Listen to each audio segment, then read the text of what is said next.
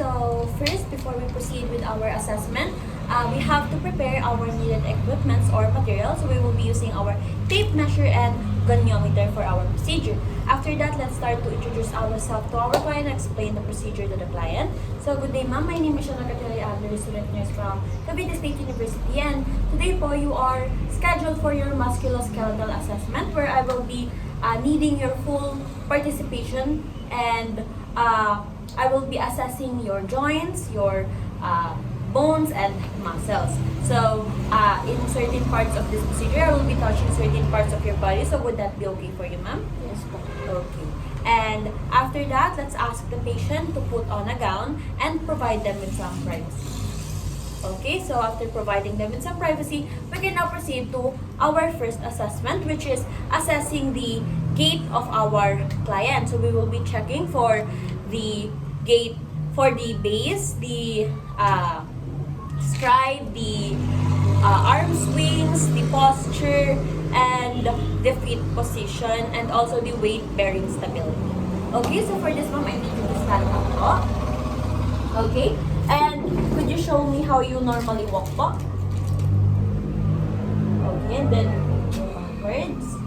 Okay, so as you can see at her normal walk, it is the patient is standing erect, good posture, and I can observe the swaying of the hand at opposite sides, and the patient has a good balance. Okay, and after that, I would need you, ma'am, to walk with your heels po, like doing this.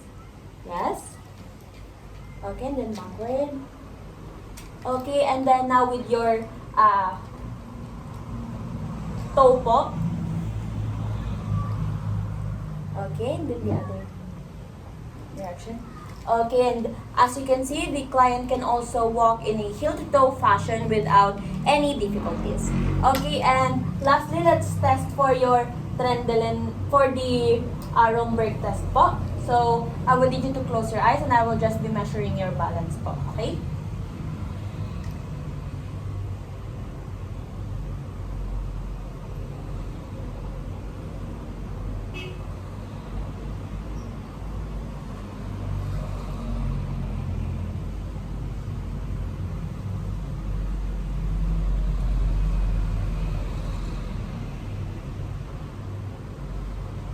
Okay po, so after a few seconds, I have noticed that there is little to minimal swaying from the patient, so indicating na there are no involuntary movements then, and the client has a good control of their balance or gait. Okay, so after that po, you can now sit back down po, ma'am. Okay, and now, let's now start to assess your temporomandibular joint. So we will be inspecting and palpating it. So it is right at the anterior of your ears. Okay. So do you feel any pain po? Okay. And since the patient reported there is no tenderness, let's now start to proceed to check the range of motion of the temporomandibular joint. Okay, so first, ma'am, could you please bite? Okay, open your mouth. Close. Okay, and then could you move it sideways? Okay, and now retract and protrude. Okay, so upon palpation of the temporomandibular joint, I could see that there is a full range of motion, and the patient reported no difficulties or tenderness when doing the testing of the range of motion of the temporomandibular joint. Okay, so next we will be testing the sternoclavicular joint. So we will be checking if it's right in the midline, the color, in any color changes, and also the any swelling or tenderness. Okay, so let me just palpate right here po. Okay, so the sternoclavicular joint is right at the midline, and did you feel any pain there po? No. So there is no pain, tenderness there. There are also no skin color changes, so no irritation in the skin, and there is also no swelling or any masses that could be found at that site. Okay, so after that, let's now move on to inspecting your let's now move on to inspecting your spine. So for this, we will be inspecting and palpating your spine. So ma'am, I would need you to please go to your back side. Okay, so let's inspect and palpate the cervical, the thoracic, and the lumbar, the spinous processes to be exact. So here will be the cervical, and then let's assess the thoracic,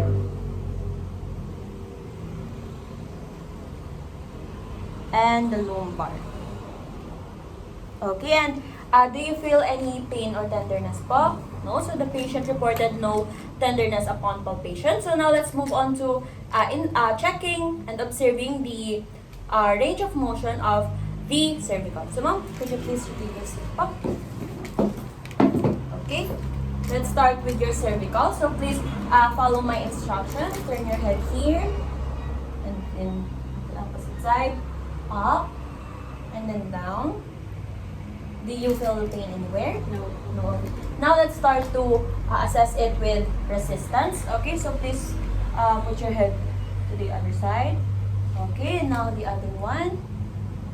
Okay, so as you can see, the patient has a good range of motion with the cervical spine. She is able to rotate her head fully in all opposite directions. After that, let's now test your thoracic and lumbar spine. So could you please stand up for me, ma'am? Okay, so first I would need you to please bend your waist, your hips. Okay, now the other side. Okay, and now forward, and then backward. Okay, and after that, please turn to me, ma'am. And then I need you to reach your toes. Okay. So, as you can see, the patient is able to fully follow my instructions with regards to her spine. Okay, so after that, you can now sit po, ma'am. And let's now move on to your shoulders. Okay, so first, let's inspect and palpate your shoulders for symmetry, shape, any tenderness. Okay, and do you feel pain right here, ma'am? Okay. So let me just assess the symmetry of strength po, ma'am. So could you please push against the resistance po? Okay. And then, let's now start to check the range of motion of your shoulders. So I would need you to follow me, ma'am. So please, could you please do this? Okay. And now this. And now do this. Okay. And as you can see, the client is able to follow my instructions well. So clearly, there is a good range of motion with regards to the shoulder. Okay, and after that, let's now turn to your elbows po, ma'am. So first, let me inspect and palpate it. Okay, so do you feel pain right here po? No. Okay, so now let's start to observe the range of motion of the elbow. So now I would need you to follow my instructions once again. So please do this. Okay, and then after that, please do this. Okay. So as you can see, there is also a good range of motion with the elbows. The client has no tenderness felt upon palpation of the elbows.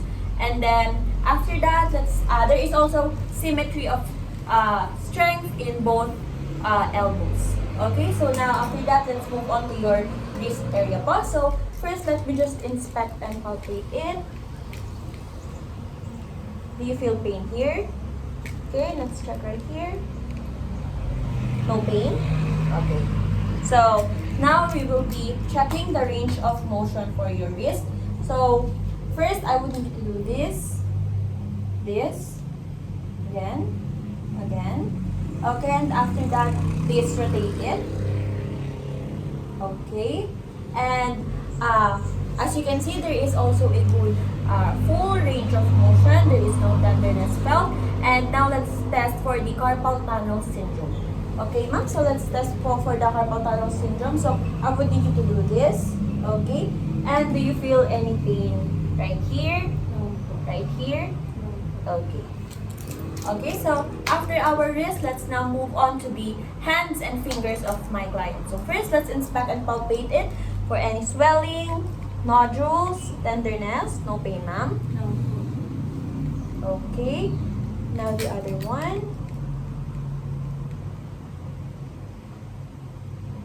Okay, no pain? No. Okay. Now let's start to check the full range of motion of your hands and fingers. So first, I would need you to close it, open it, again, again. Okay, and after that, let's please follow my instructions. Then this, then again, then again. Okay. And then after that, I would need you to please press down my hands. Okay. And the other side too. Just press both of them. Okay.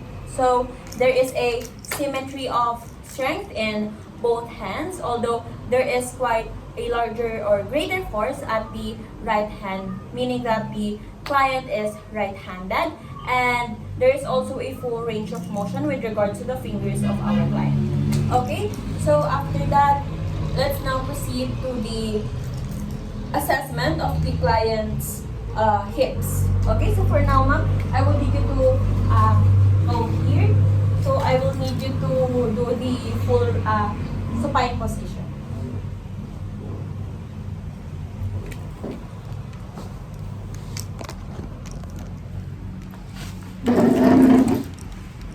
Move ko lang po.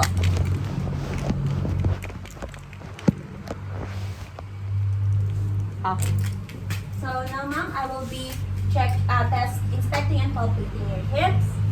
Let me just inspect and palpate. Okay, and do you feel pain here?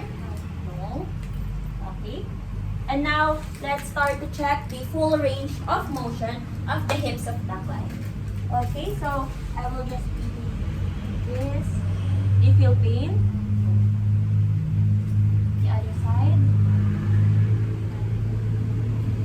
Okay, and upon also doing the leg and back pain, do you feel pain at your back side, ma'am? No? Okay, so after that, let's also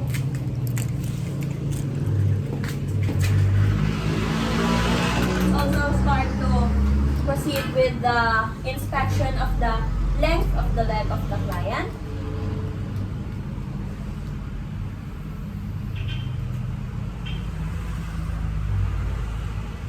Okay, now the other side.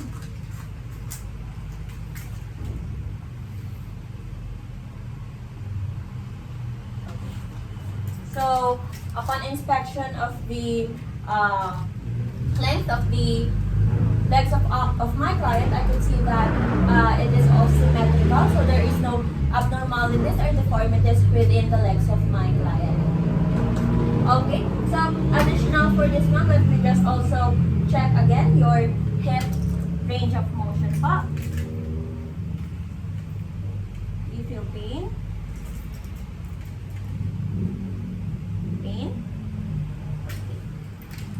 So, after that, we can now move on to the knees to do a proper assessment of the knees of the client also. So, let me inspect and palpate it lang po. Do you feel pain? Okay, so I can see that the patellar is intact in the client's knees, and the client reported no tenderness. Okay, so now let's check the full range of motion of the client. Do you feel pain, ma'am? Now the other side. Okay, so upon checking the range of motion of the client's knees, I can see that there is no problem with knees of my client. So now let's check for the test for the swelling of the knees of my client. So I will just be doing the bulge test po, ma'am.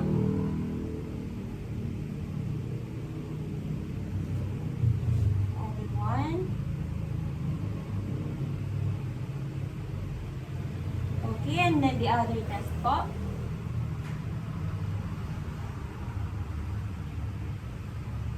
Okay. So, after that, I can see that there is no swelling on the knees of my client, and from doing the assessment earlier, I also did not find any clicking sound from the knees of my client, indicating that there is no problem with the client's knees and legs.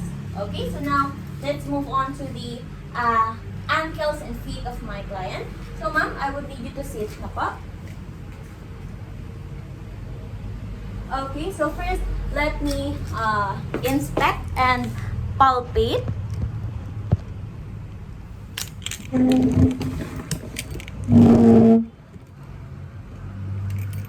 Okay, inspect and palpate the ankles and ankles and feet. Okay, so do you feel pain here and right here? Okay, so let me also check your feet. Any pain? Okay, and after that, let's now test the range of motion of the client's ankles and feet. So for this, ma'am, I would need you to please. I will test the range of motion. So let me just bend it. Side, side. Okay, and then the other one. Tell me if there is any pain po, ma'am, ha? Side, side. Okay, and last, ma'am, I would need you to do this po. Okay, and the other one.